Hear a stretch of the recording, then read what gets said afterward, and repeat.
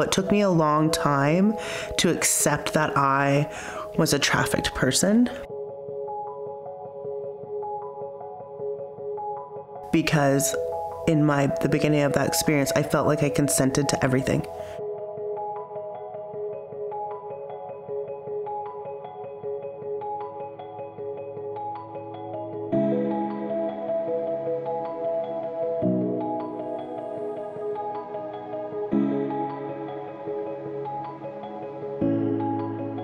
I did not know what exactly they had planned for me.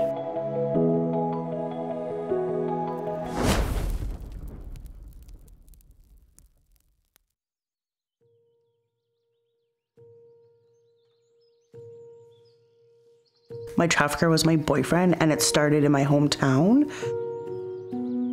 He just was able to make me do anything because I never wanted to make him mad. That should have been an early sign to myself or whatever that was not a good relationship. I wasn't opposed to it at first. I was like, oh, that's easy. I can do that. Like, I love doing my hair, and I love doing my nails, and I love getting dressed up, and I'm gonna make money doing this. If I go sit with this random person, I can have a conversation with this guy. Yeah, no problem. I was told from my trafficker that there was no sexual service that was supposed to happen. And that's kind of how he sold it to me. You don't have to do anything. All you literally have to do is get dressed up pretty and go on a date. And that's where my mind was. But that wasn't the case. And then it just started getting violent. It started to get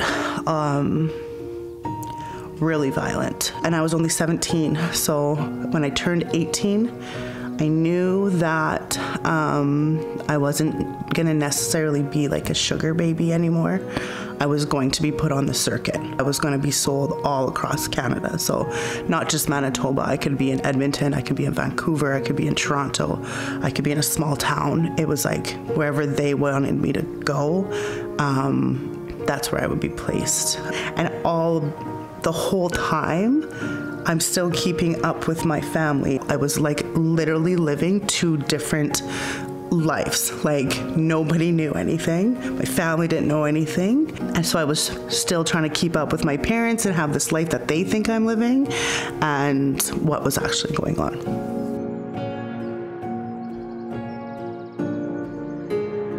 There was a really violent situation that happened with one of the girls that I knew, and she didn't make it out of this.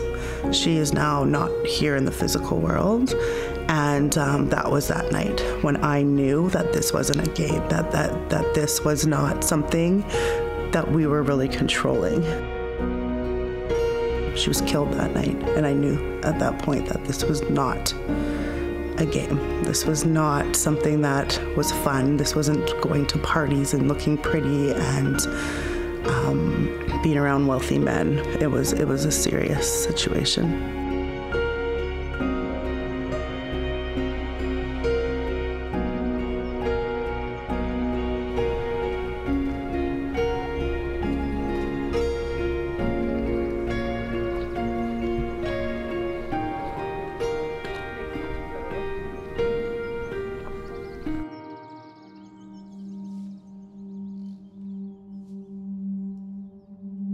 I thought I was doing really well in my healing journey. I thought I was like, I was getting all of this stuff out and I was doing what I had to do. Everything they told me to do, I was doing. I was okay. I felt okay. I was good. Years later, my trafficker was killed. And I went into a downward spiral. It was probably one of the darkest times of my life. And I was angry at myself because how come this person still had this control over me? How come this person was still bringing this emotion up in me? And I was really, really upset. Like, I was upset with myself, but I was also sad that he was gone. And you mentioned that your friend obviously didn't make it out. In fact, that she lost her life that night. You did make it out. How? That is a question that stays with me till this day, many, many years later.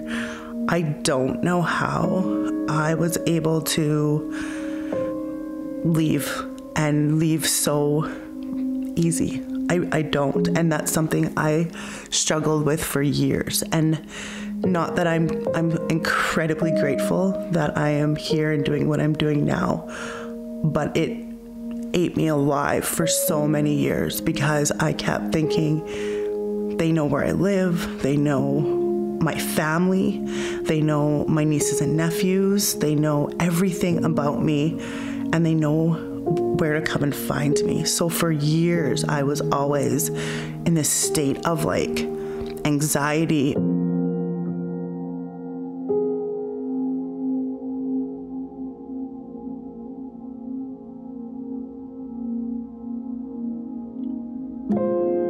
And that was, I'm gonna say, only 5 years ago.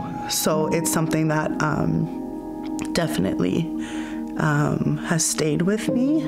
I made a phone call home. I had no clue how I was gonna do this, but I ended up calling home and calling a certain person who to this day is very, very much involved in my life. And I gave them a time and a place, and I prayed so hard that they got that message and that they were able to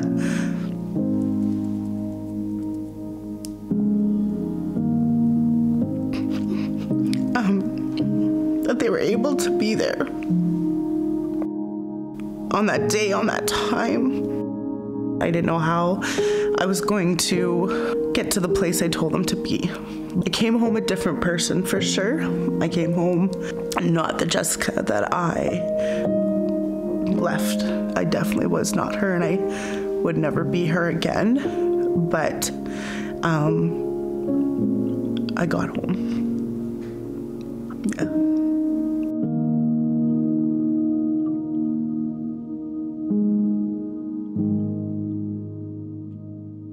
I always watched the water and I talked to the water. It was like that cleansing, I guess, and that's what water always brings to me. And like it's calming for me. It's like clean to me. It's just all like, I don't know, it's pure. I don't know, I'm so drawn to the water.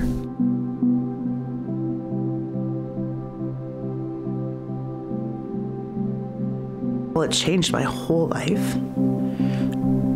And for a while, it was not a good change. I was running from it all. I never wanted to tell anyone, and I didn't. I never told a soul for so long of what I had been through.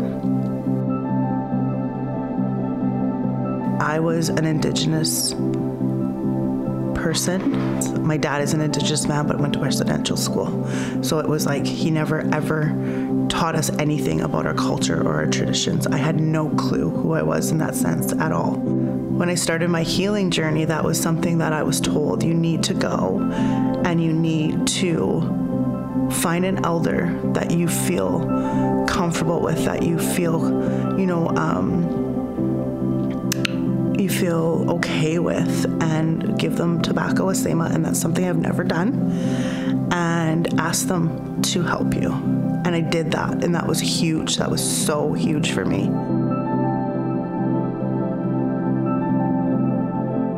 I was told to write letters, and I wrote letters to everybody. I wrote letters to Johns that bought me. I wrote letters to other gang members. I wrote letters to other people that were with me in that life. I wrote letters to my family. I wrote letters for months and months and months.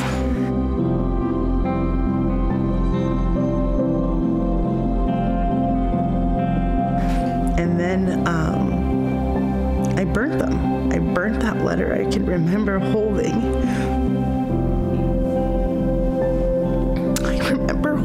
that letter and having so much emotion, and watching it in that fire was, I can't even explain how that felt.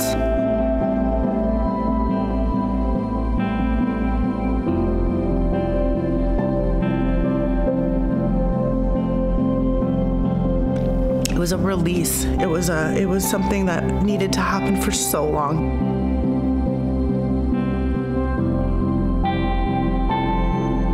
watching that burn, and then just, it was gone. It was gone. And everything that I ever had to say to that person, anything that, all those feelings and that hurt I was okay with it. I was okay with it. It was that ceremony that did that for me. That gave me that healing. And that is definitely one thing I can say throughout my whole experience. That moment in time was like an overwhelming of emotion, but I was okay. And I knew I was gonna be okay. That was the point where I was like, I got this, I'm gonna be fine.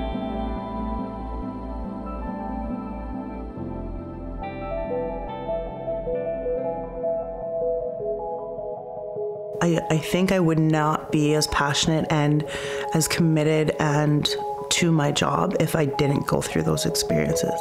If I never ever had that survival experience. I truly needed to be a voice, and I think of my survivor sisters that are still very much so in that world and that life.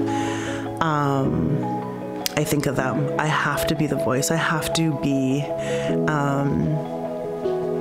a hope, maybe, or I have to be a support in some way, because sometimes people don't want to leave.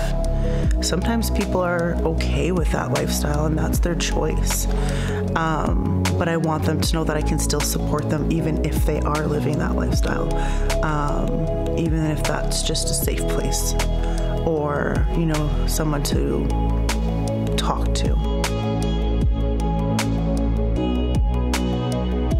It's all about connecting back with like their identity, right? So I work with a lot of Indigenous individuals, and it's always about connecting back to that land, connecting back to the water, connecting back to that ceremony, the language.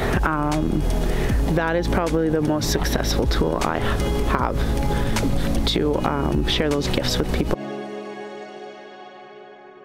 If I can help somebody not have to deal with that life or not have to experience those things, then that's what I'm passionate about. If I could just save one person or help one person, then I'm doing what I need to do.